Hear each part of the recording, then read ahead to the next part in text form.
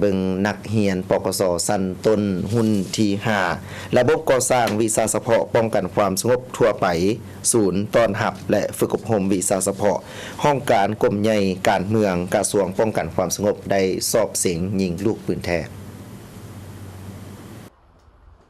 ในวันที่27พฤษภาคม2025ที่สนามกีฬายิงปืน5เมษายนนักเรียนป้องกันความสงบชั้นต้นหุ่นที่5ระบบก่อสร้างวิชาเฉพาะป้องกันความสงบทั่วไป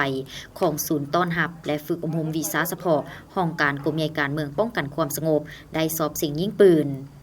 เป็นเกียรติเข้าร่วมโดยทานพันโทสมภาวันหลวงลาดหัวหน้าศูนย์ต้อนรับและฝึกอบรมวิชาเฉพาะห้องการกรมใหญ่การเมืองป้องกันความสงบมีคณะศูนย์คณะพิสอบครูอาจารย์และนักเรียนเข้าร่วม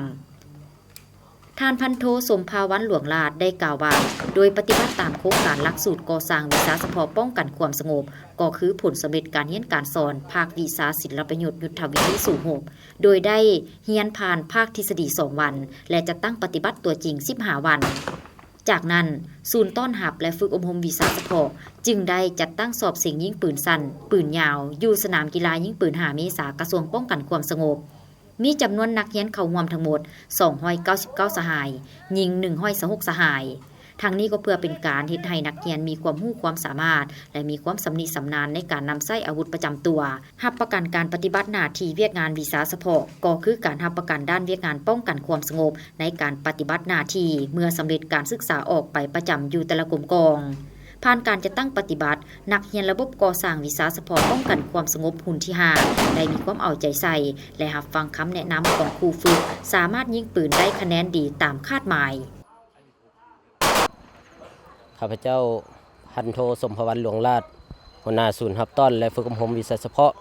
ห้องการกรมใหญ่การเมืองป้องกันความสงบมื้อนี้พวกเขาได้นำพาน้องนักเรียนคนที่5มาสอบเสียงวิชาการทหารก็คือการนำใช้อาวุธภายหลังที่พวกเขาได้เรียน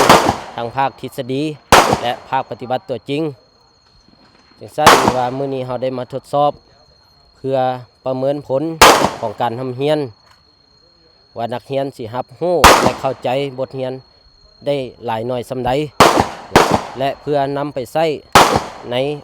อนาคตในต่อหน้า